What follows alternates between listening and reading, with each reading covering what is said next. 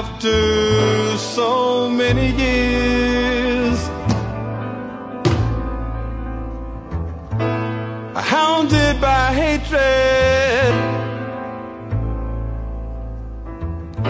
and trapped by fear, I'm in a box. I've got no place to go. If I follow my mind, I know I slaughter my own. Help me, I'm the prisoner. Won't you hear my plea? I need somebody, yeah, to listen to me. I beg you, brothers and sisters, I'm counting on you, yeah.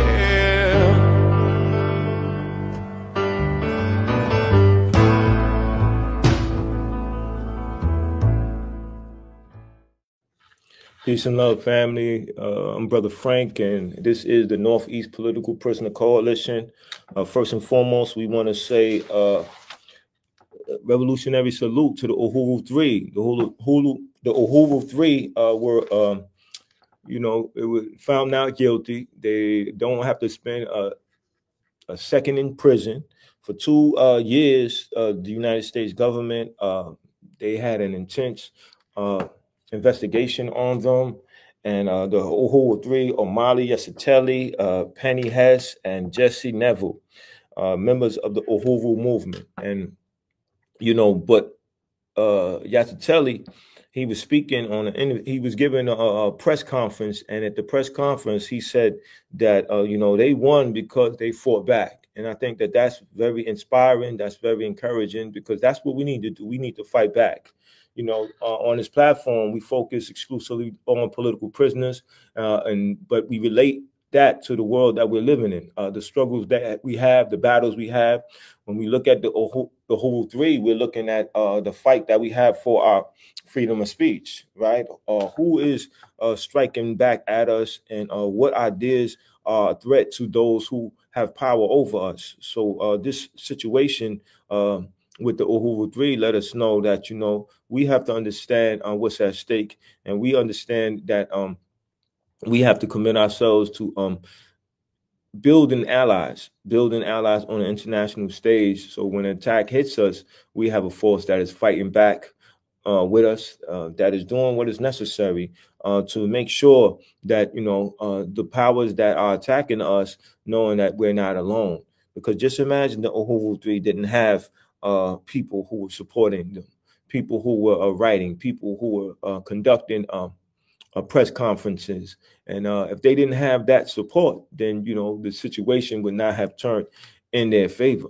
So we need to be inspired by that. We need to take that energy and we need to utilize it in the best way we can. And that's why having our own media is so important, because the Uhuru Three, they have their own website. They have a place where they reside, where they do their work with their community. So they're building a relationship with the community. So when these things happen, now the community comes out. The community says that these are our heroes, these are our supporters, these are our advocates, and we won't accept mistreatment to them. We're willing to take a position, a definitive position that's going to be beneficial to us, because now when they are free, when they're back to being able to do what's correct in terms of, advancing their people, we are going to benefit from that. So that's why this Uhuru victory needs to be really internalized as something that's possible, something that's something that needs to be duplicated in terms of fighting back, in terms of getting done what needs to be done today. And speaking about fighting back, doing what needs to be done, our brother Jalil Imam Jamil Al-Amin, formerly known as H. Brad Brown. We can't forget about him. We have to do what is necessary. So there is online. There was a number to call, and I attempted to call those two numbers. I didn't get what I wanted to get. I spoke to a friend of mine, a comrade of mine, and the comrade informed me that it's possible that the number has been called so much that is no longer operating. But I'm going to challenge my viewers to write to Imam Jamil Al-Amin, do research on your own, see what you can find the information, and share it with me. You know, I'm always providing my information to Fus and Kofa. That's my profile on Facebook, but my telephone number is 347-679-3936. So for those of you who do not know who H. Rap Brown, currently Imam Jamil Al-Amin is, he was born in 1943. He is currently in prison in Arizona.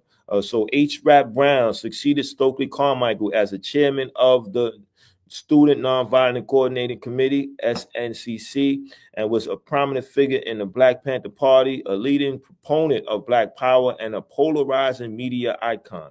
Brown symbolized both the power and the dangers for white Americans and for radical activists themselves of the civil rights movement's new militancy in the late 1960s. Brown was born in 1943 and raised in Baton Rouge, Louisiana. In 1960, he joined the Nonviolent Action Group, NAG, and moved to Washington, D.C. In 1964, he became NAG chairman. His activities with NAG soon drew him to SNCC, which was then engaged in voter registration drives in the Deep South. Brown quickly distinguished himself as a charismatic leader and effective organizer. He was appointed director of voter registration for the state of Alabama in 1966 and replaced Carmichael as national chairman a year later. As SNCC chairman, Brown's rhetoric proved more militant and inflammatory than even Carmichael's. At the same time, like Carmichael, he struggled to translate SNCC's vision into concrete terms and programs. In large part, this was due to a paralyzing barrage of criminal charges levied by federal and state officials, from inciting a riot in Maryland to violating the National Firearms Act, to illegally crossing state lines to skipping bail. During his firearms trial in 1970, Brown disappeared for 17 months and was placed on the FBI's 10 most wanted list. In late 1971, he reemerged after being arrested on armed robbery charges in Manhattan, New York. Convicted on the last charge, Brown served 5 years in Attica State Prison. While in prison, Brown embraced Islam and changed his name to Jamil Abdullah Al-Amin. Following his release, he settled in Atlanta, Georgia, where he started a mosque and operated a small grocery store and community center. Brown currently is in prison. We have to bring him home. I don't know how many people seen the picture of. I don't know how many people seen the picture online, but it was a picture where there was a growth on the side of his face. You know, this is a serious medical situation that we have to deal with. When I say me, I say his supporters, people who admire his sacrifice, his immense sacrifice. You know, that's very serious when you say immense sacrifice, because it's next level, right? It's martyrs, it's political prisoners, it's people who were not afraid to deal with the consequences of their actions because they know what needed to be done. It wasn't enough to see those who fighting and see them in prison and just staying on the sideline, playing a position of a consultant, telling them what they should and should not do. You know, you have to get in the battlefield with them. You have to commit yourself to some training, so some political education, and carry that out and do what is necessary. You know, but everybody does things at their own will and at their own pace. So we have to respect what they're willing to do, right? And then, you know, find ways to encourage them to do more.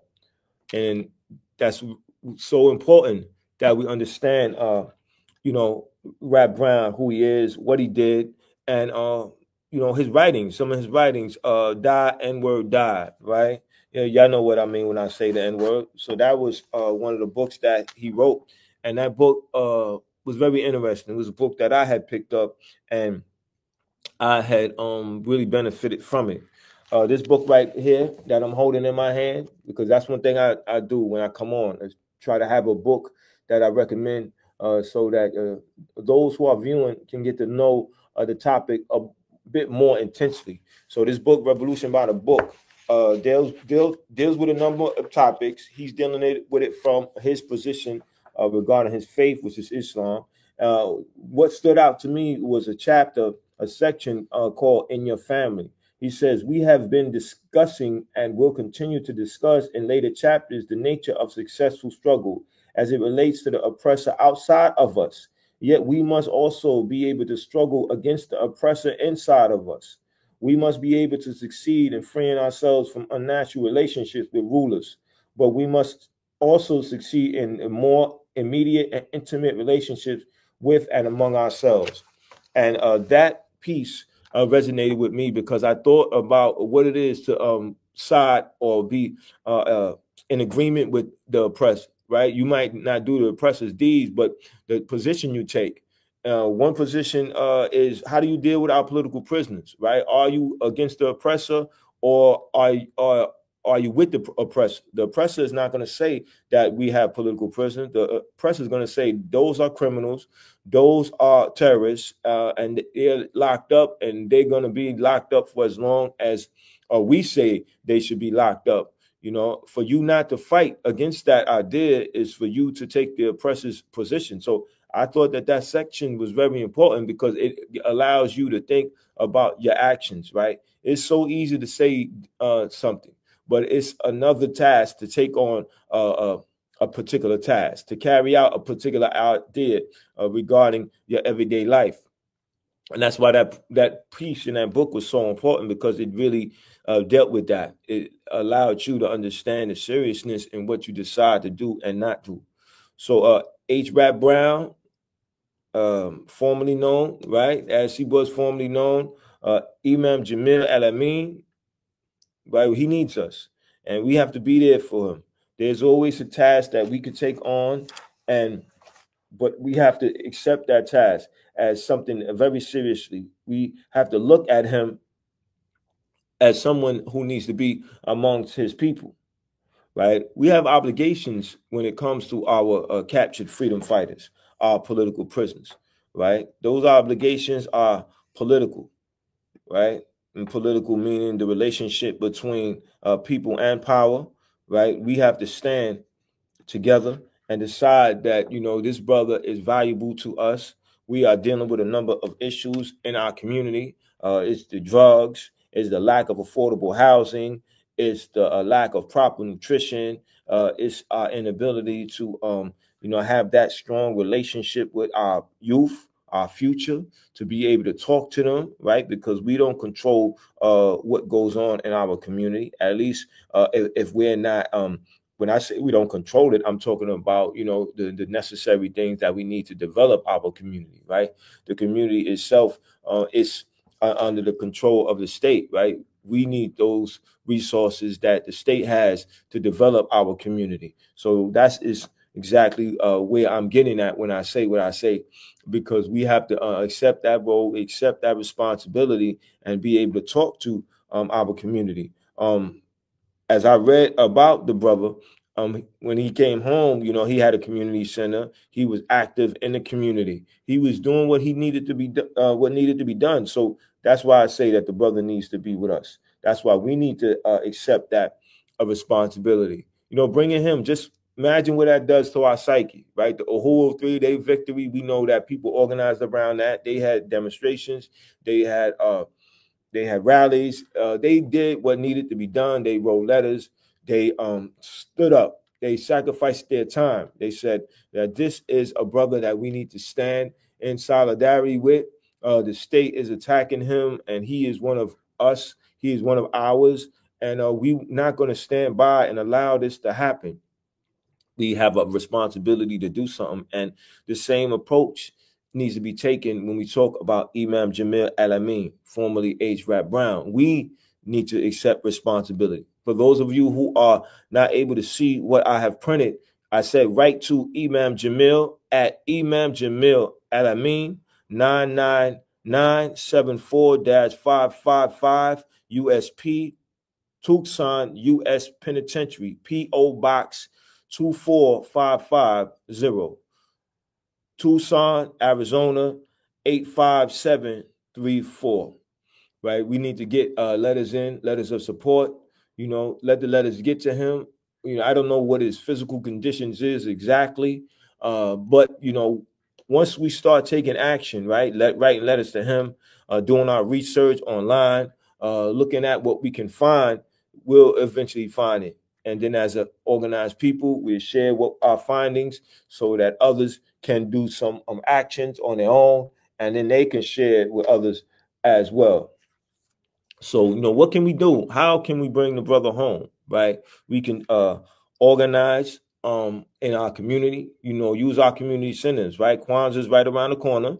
We need to set aside one of those days or a part of the day when we focus on our principles to political prisoners.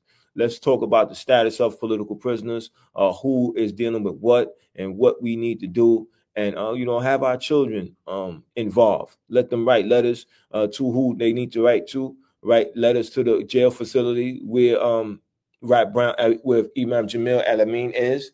Write to the warden. Write to whoever is in control. Write to the governor. Tell the governor this brother is going to die in prison if we don't get him home to loved ones.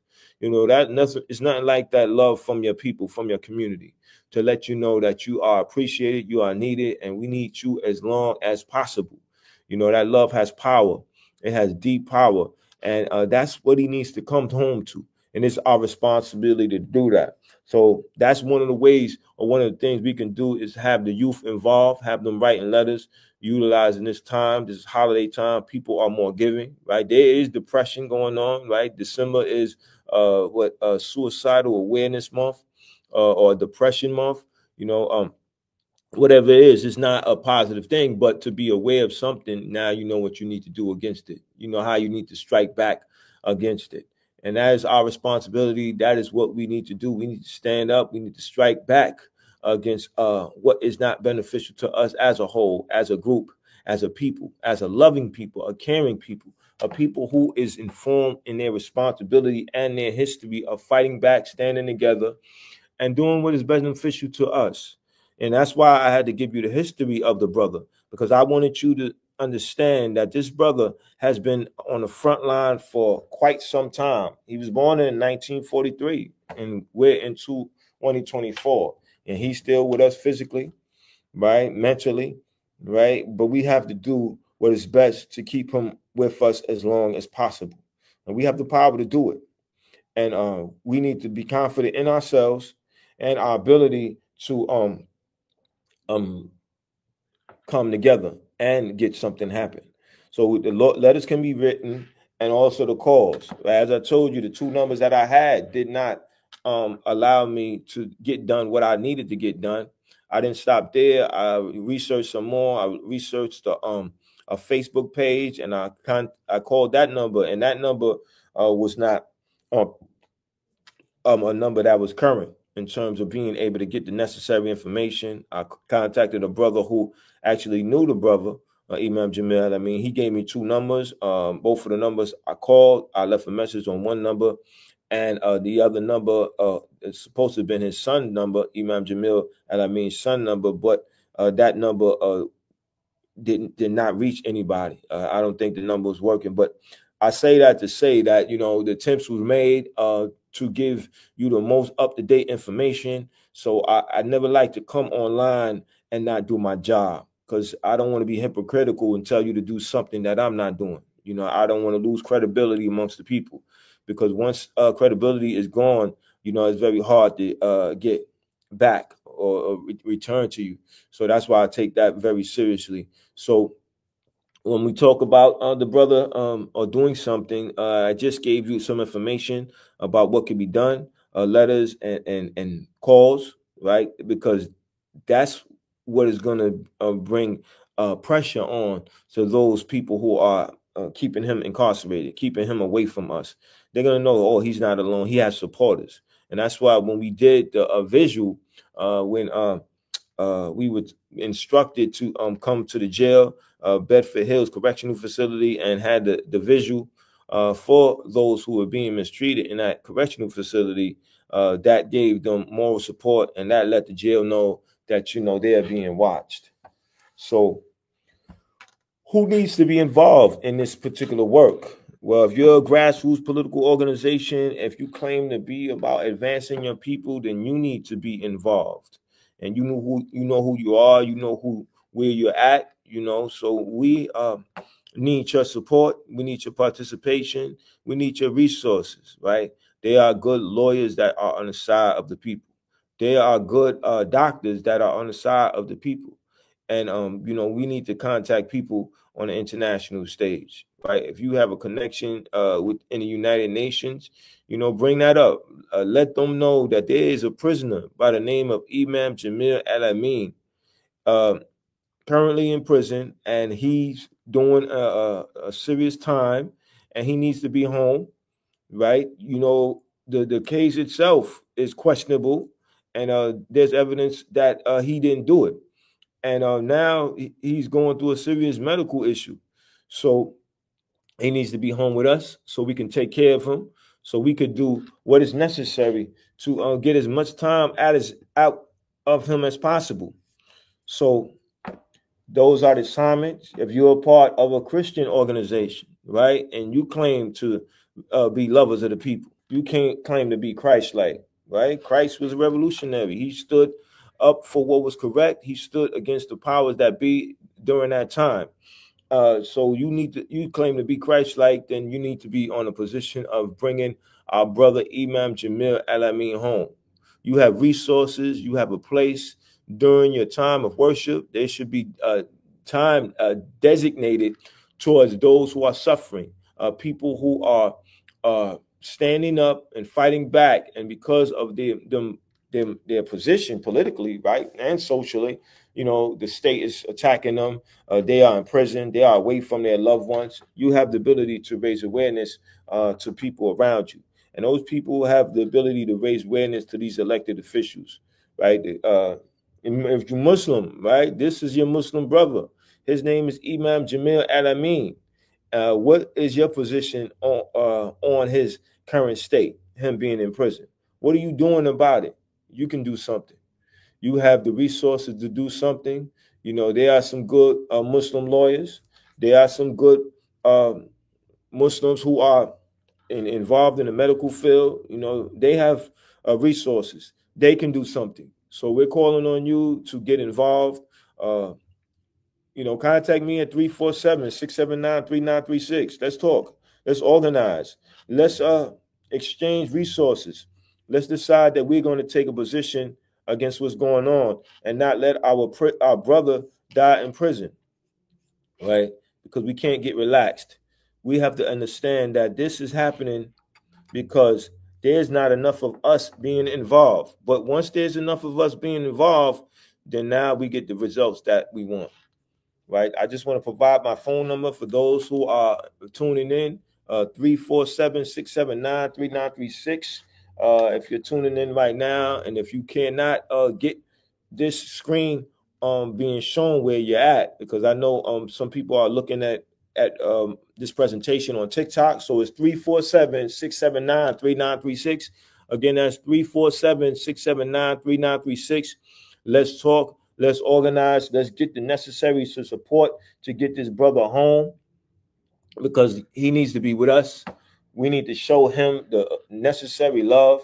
And I know I've talked about the Muslim community, the Christian community, and if you are a part of a Jewish community, you should stand for what is correct.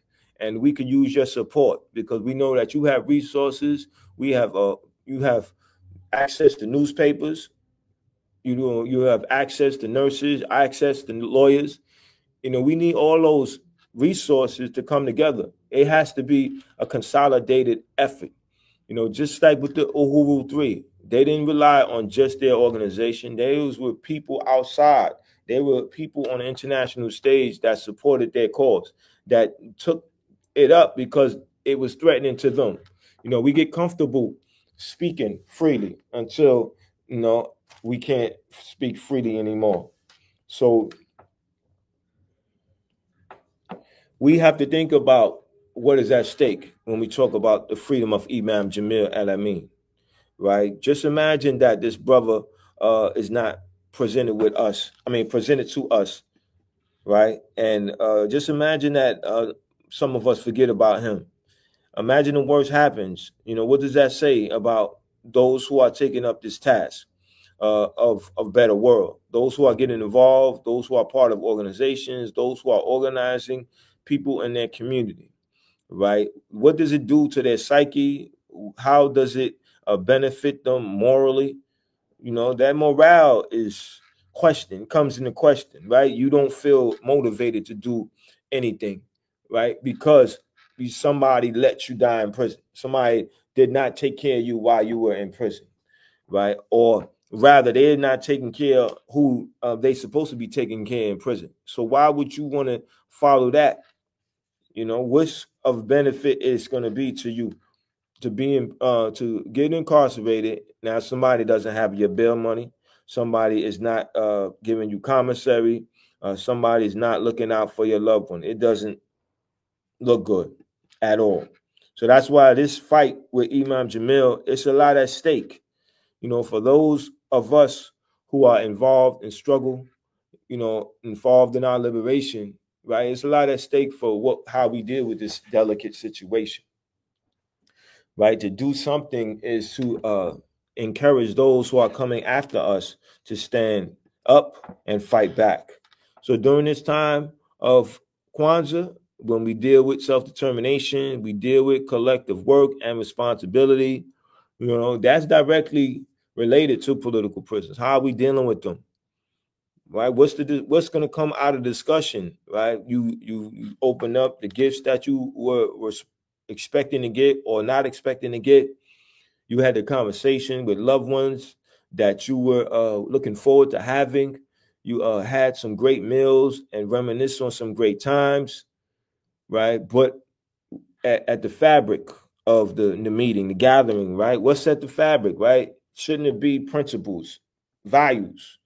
Right, that's what you're talking about, and that's what political prisoners are. They have value to us, to our people, to our struggle for liberation. They are those who were on the front lines. They are the ones that decided that, I'm going to do something. I'm not comfortable with what's going on. I'm going to take a position against this, and I'm going to write books. Right, you're going to write books like the brother wrote. Right, Revolution by the Book. You're going to write books like Mumia Abu Jamal has written, right? You're going to speak out against the system, and you're going to do that for those who are involved currently to be motivated, to be inspired. So they are very mindful of what they're doing, and and to not let them get relaxed with how they fight. While I'm mentioning books, right? This is my current reading, and the title. Don't be taken off by the title, right? It's just letting you know how Palestine was formed, right? Who was responsible for doing what, and how that led up to the current situation. It's a good read. I'm looking forward to having discussions with anybody who decides that they're going to pick up the book and read it, so we can expand our minds and decide that we have to take a position. We have to be on a side. We can't get comfortable with what we're seeing. There's always something we can do. Participate in a march, a rally, a demonstration, go to a meeting, support where you're comfortable at, and always challenge yourself to do more. So the brother Imam Jamil Al-Amin, he's going through a serious medical issue. Please, let's stay in touch. Please like, subscribe to the channel, share this with as many people as possible. Contact me at 347-679-3936 and let me know what you're willing to do. Let me know that you watched the episode and you want to know how you can help. Somebody somewhere can do something. We all have resources. We all have talents. We all can make a contribution. Let us not forget political prisoners. Let us be clear on what a political prisoner is, so we know that this is why it's important, right? The political prisoners is one who has made and who acts on a conscious political decision to change the present state of property relations. That meaning is very it's very strong and powerful, and wanted to share that with you because education is key to us doing this work. So I'm going to sign off the way I always sign off. Don't let political prisoners die in prison. Don't let political prisoners be forgotten. Y'all know the call. Free them all.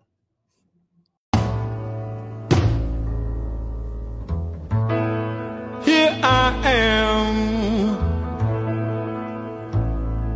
after so many years, hounded by hatred and trapped by fear. I'm in a box, I've got no place to go. If I follow my mind, I know I slaughter my own. Help me, I'm the prisoner. Won't you hear my plea? I need somebody, yeah, to listen to me. I beg you,